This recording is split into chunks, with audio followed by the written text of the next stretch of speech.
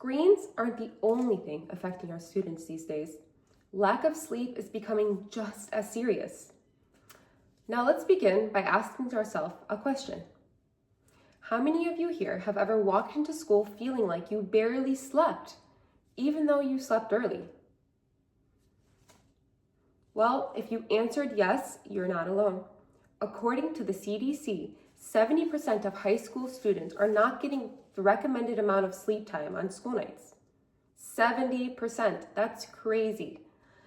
It's not just because they're lazy or irresponsible. It's literally because these students are being made to follow a schedule that's working against their biology. Hi everyone, my name is Nuifah, and I'm here to persuade you that schools should start later in the morning for students K to 12. It's not just because we're tired, because we know that.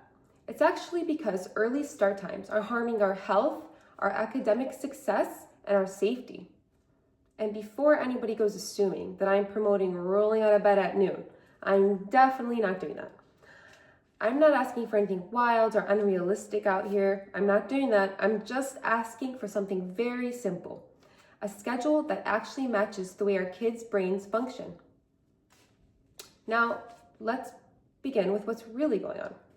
Did you know that teens physically can't fall asleep early the way young kids and adults can? This is actual biology and not just an opinion. The American Academy of Pediatrics explains that during puberty, teens experience a natural shift in their circadian rhythm, meaning their brains don't release melatonin until later at night. So in short, teens don't feel tired until later at night, so naturally they don't wake up until later. Their bodies literally cannot fall asleep at 9 p.m., no matter how hard they try. And just to be clear, this is not just a teen issue. Younger kids also can benefit from this because it aligns better with their natural sleep pattern. Research from the National Library of Medicine shows that when younger kids start school even a little later, they come to school more awake, they come to school in better moods, and they have less behavioral issues. So even though teens are definitely the group hit hardest by early start times, younger kids can also benefit from this shift. So now ask yourselves, what time do schools expect these kids to be sitting in a chair by? 7, 7:20, 7:30 in the morning? This means that students are waking up at 5 or 6 a.m. That's way before their brains are ready to be able to function at full capacity for the day. And that leads to so many issues, like struggling to focus, zoning out in class, falling asleep on their desk, trouble remembering what they're even being taught. They can't even comprehend what their teachers are even teaching them. They have mood swings and they can develop anxiety and depression. But most importantly, this is affecting their safety.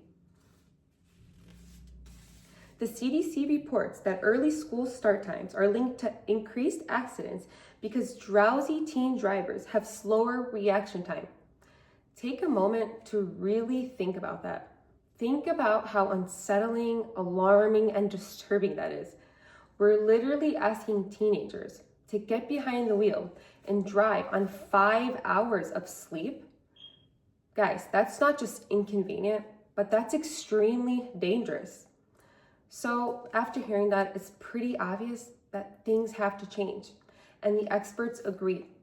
Doctors, scientists, sleep experts, and child psychologists all agree. The American Academy of Sleep Medicine and the National Library of Medicine all recommend that schools should start no later than 8:30 a.m. Some schools listened, and the results were dramatic. In Seattle, schools pushed start times from 7:50 to 8:45 a.m. According to a study done by the University of Washington and the Seattle School District, students gained just 34 minutes of sleep per night. And can you guess what happened here? Yup, you guessed right. Their grades improved, and they reported better mood and more alertness during class. In another district, teen car accidents dropped 16% after starting times changed. That statistic comes directly from the CDC. These are not just maybe results. These are proven outcomes. Now, I know what some of you might be thinking now. What about bus schedules? What about after-school activities like sports and instruments? What about parents' work schedules? Well, hundreds of districts have made this change, big cities and small cities. And they've made this change successfully. They adjusted their bus schedules, they shifted after-school activities into later into the day, and communities quickly adapted. Most importantly, students benefited. And I don't know about you guys, but that's some real motivation right there. And if others can do it, then so can we. Why not? Now, I want you to picture 2 mornings. Morning 1, the way we all live now. Your alarm is blaring at 5:45 in the morning, and it literally feels like you just went to sleep. You have to drag yourself out of bed, drive to school. You're sitting through first period, barely awake, barely understanding anything your teacher says, and by noon, your brain is done for the day. That's not learning. That is not learning, that's surviving.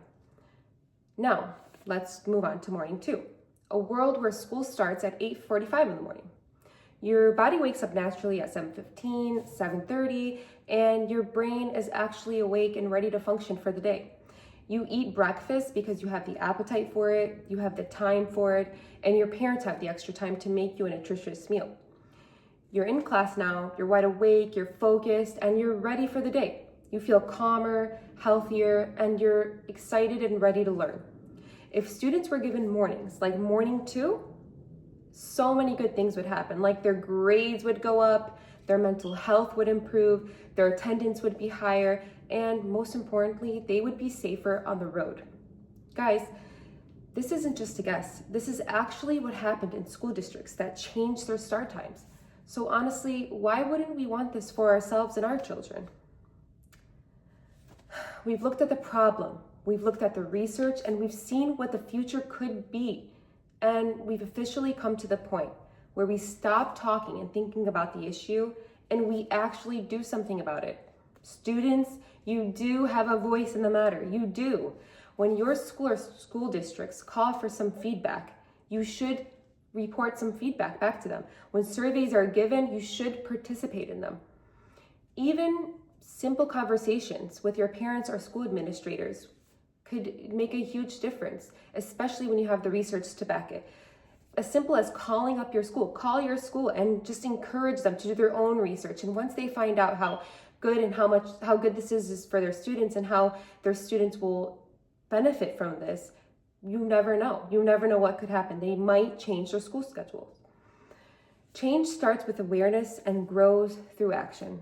We don't want students to be forced to operate on a schedule that literally works against their biology.